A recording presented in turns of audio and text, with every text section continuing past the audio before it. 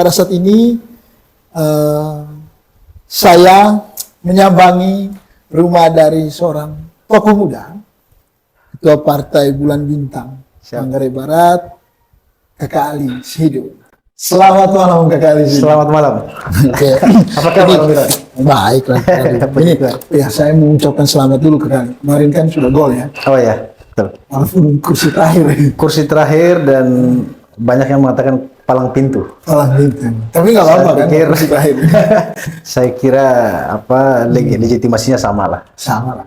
Jadi kan kalau bukan berarti kan kalau kursi 12 kursinya ditaruh di luar ruang sidang kan tidak? Yes. Tetap ada di dalam ruangan kan? Tentu kita tidak termarginalkan dari 12 kursi itu. Tetap begitu. Orangnya sama, legitimasinya sama. Oke. Ini kemarin perolehan suara kekali berapa sih? Kalau suara partai, akumulasi partai kemarin kita meraih 2.975 suara. 2.975 suara. Hampir 3.000 lah ya? Hampir 3.000. Dan kalau suara person saya itu 1.773. Suara personal ya? Ya, itu suara pribadi. Dan saya pikir ini lonjakannya cukup signifikan kalau saya bandingkan di 2019. 2019 berapa bulannya? 2019 hanya 852. 852 kali ya. Iya. Nah ini yang menarik kali. Siap. Nah, dia kan hanya mengusung satu kursi nih. Yep. BB ini pileg udah selesai nih. Siap. Terus dukungan pusatnya udah menang tuh, Presiden Prabowo udah menang. Iya, on the way untuk mengakui pemenangan Prabowo karena sedang berproses di MK. Ya itu kan ketua partainya Pak Ali juga ya.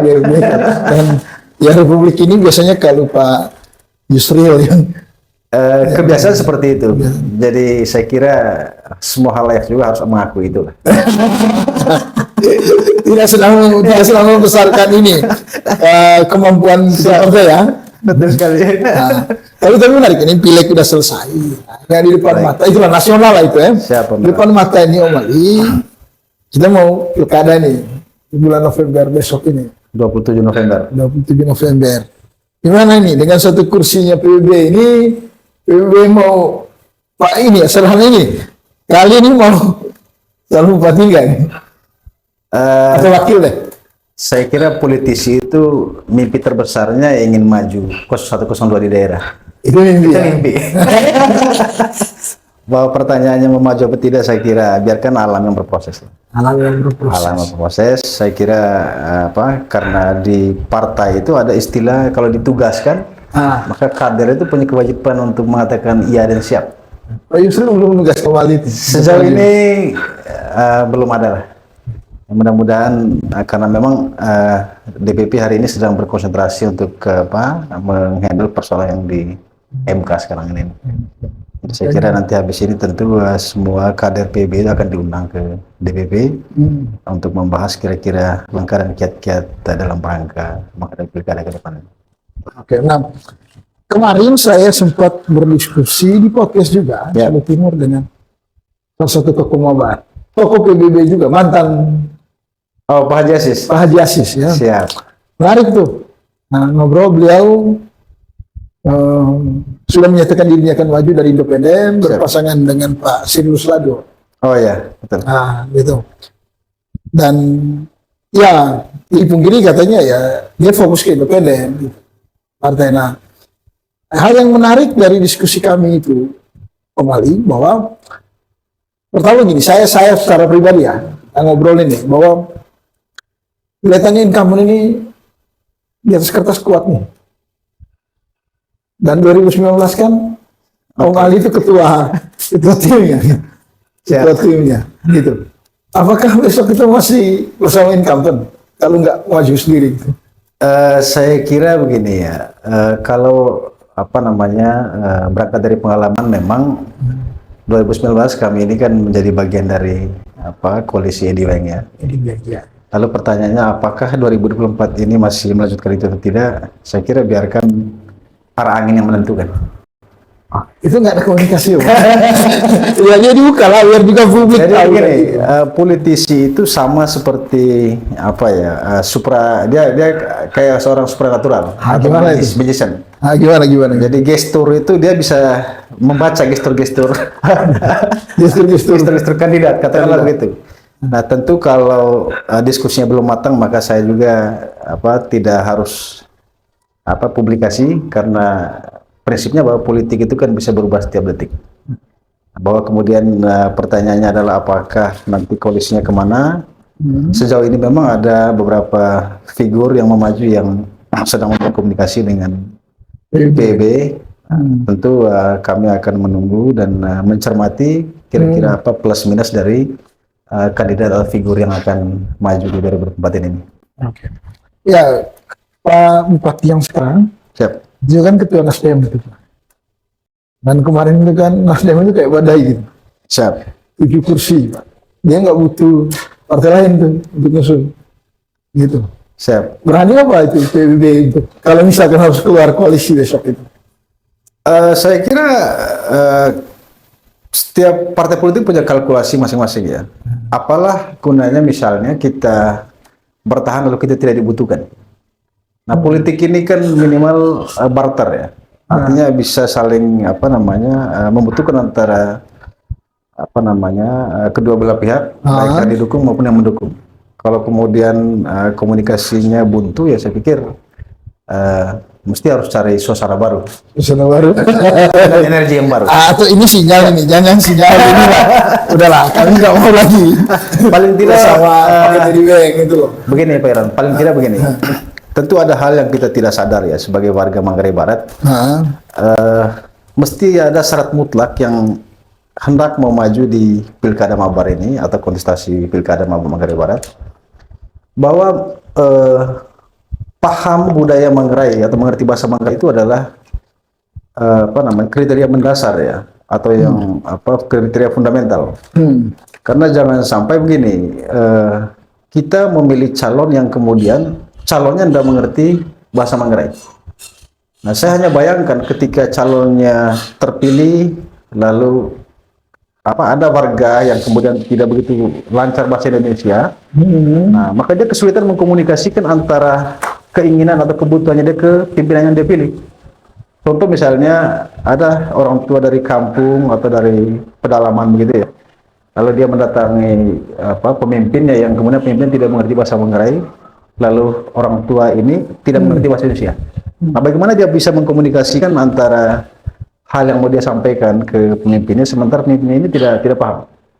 Saya kira ini mesti kita sadari bersama bahwa semua kita akui namanya juga pilkada atau politik ini kan mau di mana saja sepanjang di NKRI saya kira sah-sah saja, Pak. Tetapi dengan mempertimbangkan kultur dan kearifan lokal itu, saya kira itu jangan diabaikan. Iya. Kalau kemudian terjadi di kota premium Manggarai Labuan Bajo ini ya, kita punya pemimpin yang tidak mengerti bahasa Manggarai, saya kira ini menjadi tanggung jawab kita semua. Artinya ini menjadi kelalaian untuk kelemahan kita.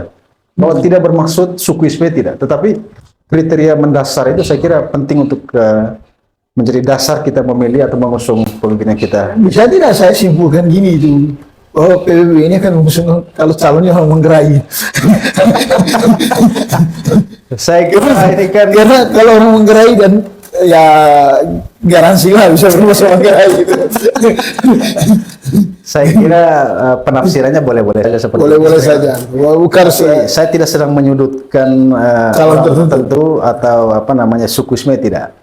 Tetapi yang saya maksud adalah supaya kearifan lokal itu tidak diabaikan. Tapi Haji Asis mau calon tuh, katanya dia mau selain independen kalau ada pendudukan daftar partai, dia mau daftar di partai itu. Haji Asis gimana itu? Kalau Pak Haji Asis ini bisa sama Manggarai loh beliau itu. itu artinya kan dia masuk di kriteria itu. Dia masuk di kriteria itu. Dan saya kira harus diakui bahwa Pak Haji Asis itu orang Manggarai asli. Iya. Karena Dia lahir besar di sini dan betul, sangat mengerti dengan adat budaya Manggarai ya. Betul. Nah, berarti syaratnya bahwa orang yang lahir besar di Manggarai yang bisa berbahasa Manggarai gitu. Siap. Saya kira itu sangat urgen lah. Kalau saya lihat arah-arahnya tadi, oke lah, saya membayangkan bahwa PBB ini akan berkoalisi dengan orang lain nih. Siap. Nah, artinya harus berhadapan dengan incumbent paket elemen. Statistik membuktikan selama ini incumbent itu kuat. Gitu. Walaupun bisa dikalahkan juga dalam beberapa kasus. Siap. Tidak ya, di Manggarai misalkan dulu ya bisa dikalahkan. Nah, lalu kemudian ya geliat pembangunan, kita juga jalan ke beberapa titik, banyak merasa bahwa wah ini terlebih soal pinjaman daerah ini, pembangunan menggunakan, walaupun apapun kita mau kritik gimana harus diakui lah bahwa Siap. itu responnya positif juga, dukungan. Nah, gimana itu Om Ali? Soal kalau harus melawan, kira-kira komposisi calon yang ideal itu menghadapi itu gimana modelnya nanti? Menurut dalam kacamata seorang politisi mantan ketua tim sukses Edi Beng itu. Jadi saya kira begini ya Bang. Kalau pertanyaannya berkaitan presentasi atau peluang petahana itu ya, saya kira tidak semua juga petahana itu bertahan ya. Tergantung figur pesaingnya. Iya. Lalu kemudian harus kita akui juga bahwa memang banyak prestasi yang dilakukan oleh pemerintah yang ada sekarang ya. Tetapi tentu tidak berarti tidak ada kelemahannya. Oh iya. Kan tentu kita harus fair lah, ada plus ada minus ya. Iya. Bahwa kemudian bagaimana mengalahkan incumbent yang ada sekarang, saya kira tergantung figur yang akan maju. Betul. Andai kata saya yang maju, mungkin kiat-kiatnya saya akan sampaikan.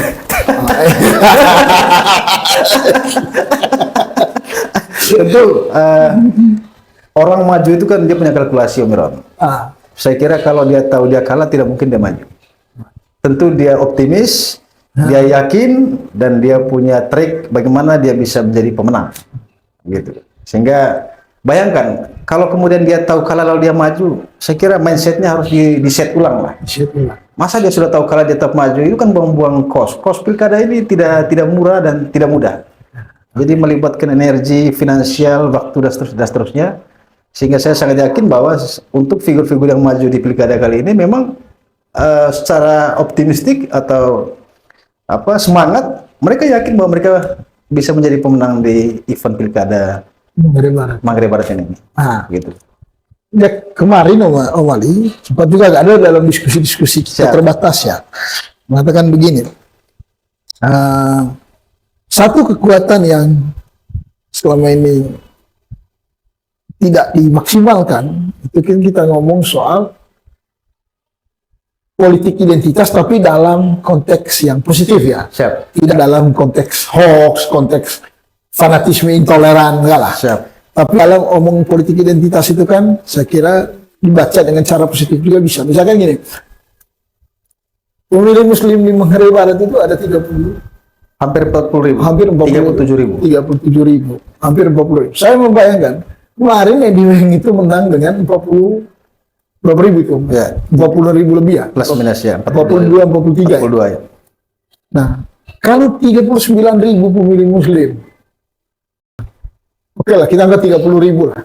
Itu kan butuh sekitar 15.000 lagi bisa tuh. Siap. Kan gitu tuh. Dan selama ini terbukti loh. Tokoh-tokoh Muslim yang maju, mau dari mana aja, itu dukungan Muslim itu signifikan. Nah, saya ambil contoh lah, tidak sedang bicara ras. Ibu Asma yang mungkin tidak masuk kriteria Pak Ali tadi. Siap. Dia tidak lahir di Manggarai dan mungkin berbahasa Manggarai juga agak tidak selancar Haji Asis dan Om Ali. Itu didukung loh di basis-basis Muslim. Terutama di pesisir. 29.000 kemarin ya. Suaranya Ibu Asma waktu itu kan 29.000. Iya, itu kan gabungannya. Betul. Nah, artinya tokoh Muslim ini masih diperhitungkan dalam dinamika politik, apalagi dalam konteks melihat incumbent ini. Nah, lalu ada Om Ali nih dengan modal satu kursi PBB, pengalaman jadi ketua partai, ketua koalisi, ketua partai juga, Muslim Manggarai asli Pan. Gimana kalau ada yang pinang besok kembali? Gimana tuh? Saya kira itu terlalu prematur lah, Om. Oh gitu. Artinya ini barang ini kan mesti fair ya, mesti harus akui juga pengalaman dan jam terbang, gitu ya. Bahwa kemudian kemarin waktu di Pilkada 2019 itu saya dipercayakan jadi ketua tim koalisi Edibank. Saya kira itu mungkin keberuntungan aja lah. Tapi mungkin sudah banyak. Jadi saya sedang studi sebenarnya menuju goal tertentu, karena saya sangat yakin bahwa tentu setiap orang ada masanya, setiap masa juga ada orang. Tetapi satu kerinduan saya adalah khusus dalam event politik di Manggarai Barat ini ya. Saya kira sangat reasonable sekali misalnya kalau mampu melahirkan paket perpaduan ya, untuk menjawab apa yang disampaikan oleh Pak Iron tadi. Nah, tinggal pertanyaannya adalah kira-kira seperti apa figur yang akan mau diusung. Ya. Nah, lalu misalnya di beberapa saat lalu Pak Iron wawancara Pak Haji Asis, saya kira itu juga salah satu tokoh yang harus diakui. Tinggal bagaimana kiat-kiat dan trik-trik beliau untuk kemudian dia bisa mencapai apa yang diinginkan.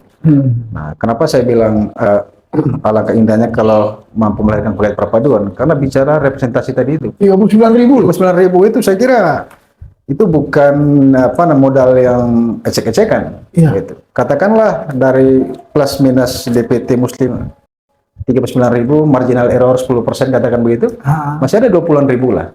Nah, saya hanya bayangkan kalau kemudian diusung ada figur yang dorong dari Partai Muslim, maka itulah suara dasarnya dia. Ini kalkulasi politik menurut saya. Tetapi kan lagi-lagi bahwa mudah-mudahan modal 39.000 ini tidak dimarginalkan oleh kandidat yang maju besok. Karena bagaimanapun ini muatan yang saya kira jelas. Gitu. Bukan angka yang tidak bisa dipertanggungjawabkan, karena ini angka rasionalistik yang sesuai dengan DPT yang ada. Oke. Saya kira begitu. Iya, artinya memang sulit ngobrol dengan politisi. Jadi semuanya itu serba mengapa semua ya. Tapi yang menarik ini Om Ali. Siap. Nah, dari situ kan boleh nggak saya memahaminya begini Om Ali. Om Ali ini sebenarnya belum siap lah untuk maju besok ini. Tetapi membuka ruang kan itu. Dan ya mungkin ada hak perlakuan istimewa tuh buat calon-calon yang Muslim itu. Mengingat ini Partai Islam loh, ini Masyumi loh. Siap. Akar PBB ini kan Masyumi, gitu. Tidak bisa dipungkiri itu. Ada kalau kata Yusril sendiri ya, ini bukan, walaupun bisa ditawari partai manapun, saya tetap bertahankan PBB. Kenapa? Karena ini soal ideologi. Siap. Nah, yang menarik gini Om Ali, kira-kira menurut Om Ali nih, sebagai seorang tokoh Muslim Manggarai, kira-kira dalam radar PBB dan Om Ali itu siapa tuh tokoh-tokoh yang berpeluang itu? Tokoh-tokoh Muslim. Ya kita bicara tokoh Muslim dulu. Tokoh-tokoh Muslim yang mungkin saja berpeluang untuk maju entah jadi wakil atau bupati. Siap. Kalau itu pertanyaannya benar, saya kira memang ada beberapa nama yang santer di publik ya. Maksud saya bukan asing ya buat kita, termasuk dari 2019 itu. Katakanlah ada Pak Haji Ardi ya, yang dari Siru itu. Nah, kemudian ada Pak Haji Asis tadi itu, kemudian dan seterusnya lah, gitu ya. Tetapi yang paling penting adalah apakah figur yang ada ini atau teman-teman Muslim ini yang mau maju ini, mereka punya interest tidak untuk maju di kontestasi pilkada ini? Kan itu dulu. Nah, karena mesti ada kemauan atau cita-cita juga dari yang bersangkutan. Gitu ya. Kalau kemudian hanya kita yang membombastis ini barang ini saya kira jauh panggang dari api lah. Ini kan soal juga. Jadi karena memang andai kata begini ya, teman-teman yang memaju ini sudah mulai bangun komunikasi, katakanlah kita dengan kita yang partai Muslim ini, saya kira mungkin diskusi-diskusi itu sudah mulai kita bangun ya. Tapi kan sejauh ini memang saya semacam main analisa sendiri aja. Nah, kenapa tadi saya katakan bahwa merindukan paket perpaduan itu dengan asumsi yang 39.000 tadi itu DPT itu.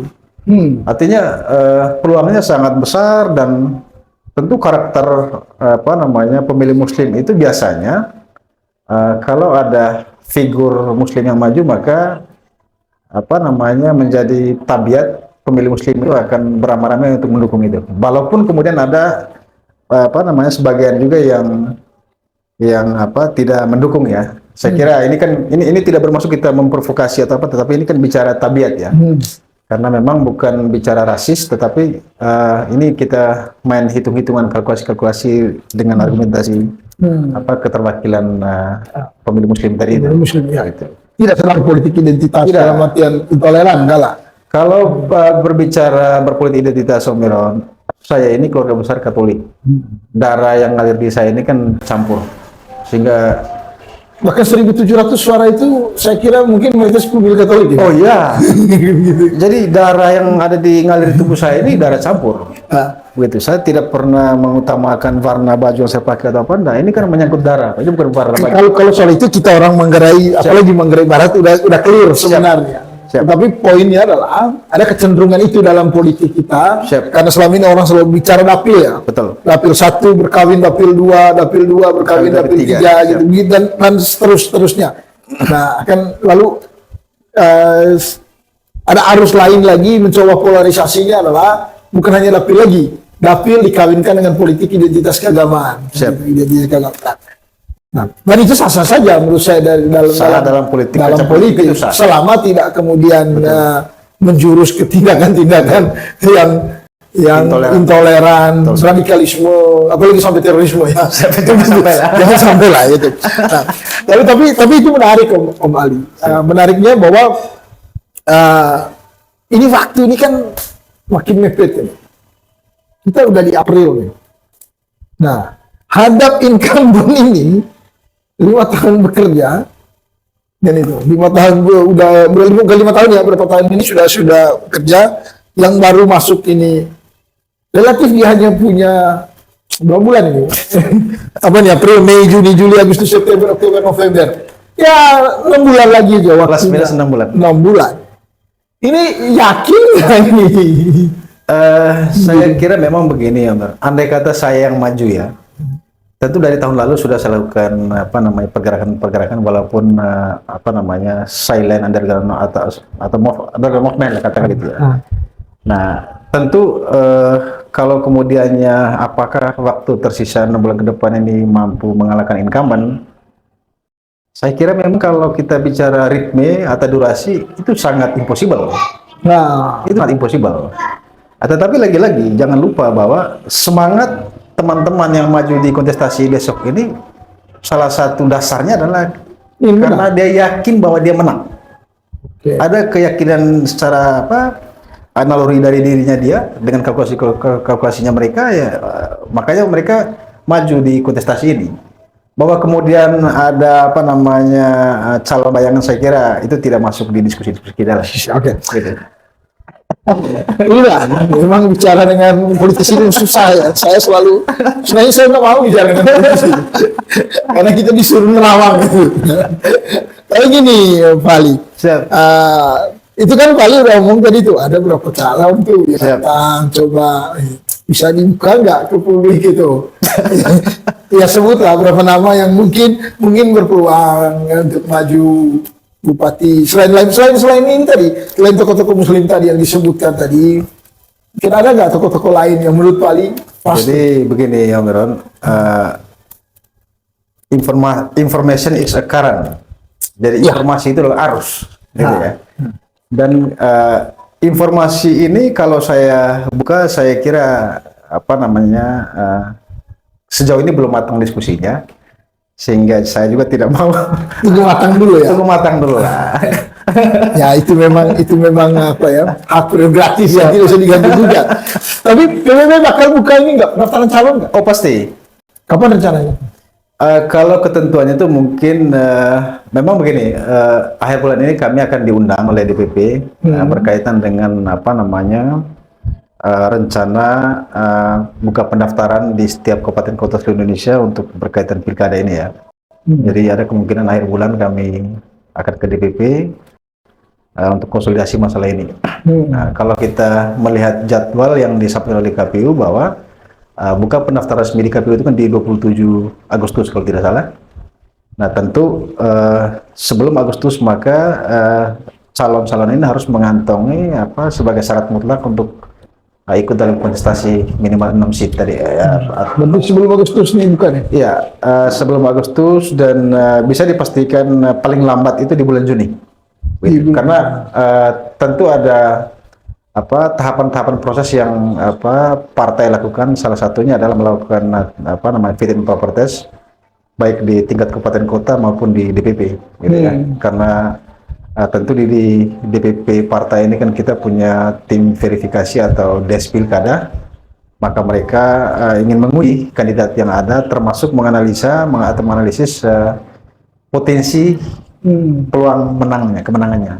Gitu. Jadi saya kira ini menjadi standar syarat di setiap partai politik lah. Saya kira begitu. Nah, ini bicara partai politik ini kan. Kemudian yang menarik gini Om Ali. Kadang ada banyak yang mengeluh nih. Aduh, kadang kita udah bangun komunikasi dengan ketua partai di kabupaten, dengan tokoh di kabupaten. Ada yang nonton Kompas ke pusat. Kan kadang itu juga sih sering jadi keluhan itu. Dengan itu. Di PBB gimana itu Om Ali? Kalau itu pertanyaannya Om Irwan begini, saya kira hampir di setiap event pilkada itu sering terjadi ya. Iya. Tetapi kalau kemudian partai dia betul-betul menjalankan aturan internalnya dia sebagaimana yang diatur dalam tatip partai, maka sekalipun kandidatnya memotong Kompas, maka tetap pimpinan pusat mengembalikan ke daerah sebagai tahapan proses untuk menerima pendaftaran. Nah, katakanlah aturan main di PBB adalah karena ini adalah event misalnya pemilihan pilkada kabupaten kota, maka kandidatnya harus mendaftarkan diri dulu di DPC PBB di Manggarai Barat. Lalu kemudian tahapan lanjutannya adalah kami di pimpinan kabupaten kota melakukan verifikasi ya, untuk kemudian kami keluarkan rekomendasi ke tingkat DPW. Lalu lanjutannya setelah dilakukan verifikasi juga di DPW, diteruskan ke DPP. Jadi sekalipun ada kandidat yang langsung potong Kompas dari kabupaten kota langsung, atau bahkan tidak melalui kabupaten kota langsung ke pimpinan pusat partai, saya kira dia sulit mendapat tiket, gitu ya. Karena bagaimanapun semua ketentuan atau aturan main dalam rangka buka pendaftaran pilkada ini itu sudah diatur di ketentuan partai, dan itu semua kita laksanakan. Sejarah di PBB nggak pernah terjadi gitu? Pernah terjadi, dan saya kira tetap dikembalikan ke bawah. Tetap dikembalikan. Dan saya yakin kandidatnya memang tidak paham aturan yang berlaku di internal PBB. Begitu, buat kandidat yang malam itu, ini Agustus nih, harus mau ke Jakarta, harus di saat buka pendaftaran, pasti akan diumumkan resmi. Pasti kami punya kewajiban untuk publikasi. Ya nanti kami akan undang Om Irwan juga untuk bantu kami mempublikasikan, termasuk syarat dan kriteria yang menjadi standar pemenuhan. Oke. Nah, sekarang kita ini Om Ali. Nah, ini kan udah pileg, Om Ali terpilih lagi dengan 1 kursi ya, PBB hanya 1 kursi ya? Siap. Tentu tidak bisa membentuk fraksi sendiri. Siap. Nah, di DPR ini tanggal berapa sih pelantikan baru itu? Agustus ya? Wacananya di awal September. Awal September. Siap. Kira-kira nih gimana nih? Fraksi apa ini nanti nih? Gabung ke fraksi mana nih? Jadi ada beberapa teman-teman partai, ketua partai yang sudah bangun komunikasi ya untuk berkaitan dengan koalisi fraksi. Partai apa misalnya? Gabung fraksi. Atau rahasia masih? Saya kira biarkan waktulah yang menjawab. Gitu ya. Buat saya bahwa saya kira penting untuk didiskusikan lebih lanjut ya. Karena fraksi ini kan alat kelengkapan dewannya. Tentu diskusinya adalah diskusi kepentingan politik dan partai politik. Gitu ya. Nah, kalau kemudian tidak saling sibelis mutualisme ya, saya kira ini kan sulit juga kan. Jadi keberagaman itu kan mesti diatur dengan misi yang sama. Kalau kemudian tidak tercapai ya, saya kira apa dasar kita mau bangun kebersamaan melalui AKD yang ada di DPR sana. Untuk sementara ada berapa partai sih yang tidak bisa membangun fraksi sendiri di sana? Ada ada PB, ada PKS, ada Perindo, eh, kemudian ada Golkar, ada PAN, ada PDIP.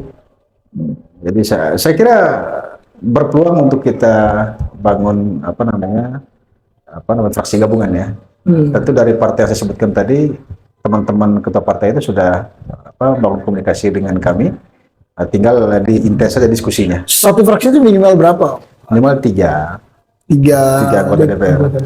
Ini berarti bakalan banyak fraksi nih di sana dibesarkan. Tentu ini menjadi diskusi lintas pimpinan parpol ya. Banyak fraksi gabungan nih besok ini. Apakah kalau sekarang ini kan ada 8 atau 9 fraksi yang ada di DPR.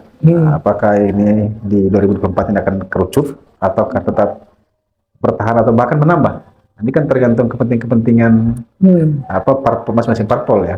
Saya kira ini menjadi PR kami untuk kami lanjutkan diskusinya berkaitan dengan fraksi yang akan dibangun di DPR. Di DPR itu ada ketentuan minimal berapa jumlah fraksi atau? Sejauh ini tidak diatur. Ya, artinya tidak dibatasi syarat minimal, tapi seyogyanya kan kalau fraksinya terbatas ya saya kira bangun diskusi juga lebih mumpuni, lebih produktif ya. Tetapi lagi-lagi bicara kepentingan partai politik ini kan tidak bisa diukur oleh partai lain. Ya. Gitu. Jadi, misalkan sekarang kan yang bisa bangun fraksi itu kan selain Nasdem nih. Siap. Nasdem, Demokrat, PKB. PKB 3 kursi ya. PKB, Gerindra ya. Gerindra itu yang dapat 3 kursi. Tambah Hanura. Bukan Untuk Hanura hanya 2 kursi. Hanya itu aja. Hanya 4 partai ya yang berhasil membangun fraksi sendiri. Yang lain kalau prediksi saya, Om, kali ini minimal itu 7 fraksi. Minimal 7 fraksi ya. Dengan argumentasi bahwa ada beberapa partai ini yang tidak memenuhi syarat satu fraksi. Katakanlah tadi PDIP, Golkar, PAN, Perindo, Hanura, PB, dan PKS. Jadi saya kira dari 7 partai ini kan berpotensi untuk melahirkan 2 atau 3 fraksi. Maka prediksi saya dari 4 yang layak untuk membentuk fraksi sendiri, maka kali ini mungkin melahirkan 7 fraksi secara akumulatif. Oke, saya kira ngobrol soal fraksi itu nanti dan dinamika di DPR itu perlu diadakan khusus, Om Ali. Boleh lah. Itu menarik buat saya, Om Ali. Nah, hanya memang sekarang kita fokus ini diskusi tadi itu soal pilkada tadi. Karena saya bilang perlu bicara khusus, tentu banyak hal juga yang saya ingin lihat, misalkan tentang bagaimana relasi eksekutif legislatif selama ini, bagaimana bergen posisi DPR terhadap ini, kan menarik untuk diskusikan ke depan. Hanya Om Ali, rupanya kita dibatasi waktu nih, Om Ali. Boleh, siap. Om Ali juga mungkin mau sholat. Siap. Dan saya ucapkan terima kasih Om Ali atas waktu Om Ali. Siap. Dan jangan lupa Om Ali, kalau buka pendaftaran hubungi kita supaya kita tulis gitu. Pastilah, Meron. Jadi begini, Meron, saya mohon izin juga mungkin saya ingin menyampaikan closing statement saya. Oke, silakan. Tentu pada tempat yang pertama saya berterima kasih terhadap Sulu TV ya, Om Meron. Sulu Timur. Jadi saya kira Sulu Timur ini sangat luar biasa ya, karena tidak semua juga jurnalis ini nih berinovasi seperti sukses dan jaya terus untuk Sulu Timur. Lalu yang kedua, Om Meron, jadi mungkin melalui momentum ini juga saya menyampaikan selamat Paskah ya terhadap saudara saya, walaupun sudah terlambat ucapannya, tapi saya pikir melalui japri juga, melalui medsos kemarin sudah juga saya sampaikan, karena ini Sulu TV ini kan lebih ya, jangkauannya lebih luas, jadi momentum ini juga saya gunakan. Lalu terhadap keluarga Muslim yang saat ini sedang beribadah, menjalankan ibadah puasa, saya ucapkan selamat berpuasa sekaligus selamat menyambut Idul Fitri. Jadi mohon maaf lahir dan batin, maafkanlah kalau ada salah-salah kata-kata yang salah. Jadi jangan sampai tidak saling memaafkan, karena hakikatnya tidak ada manusia yang tidak luput dari kekeliruan. Terima kasih sekali lagi untuk Om Miron. Terima kasih atas waktu dan kesempatannya. Terima kasih.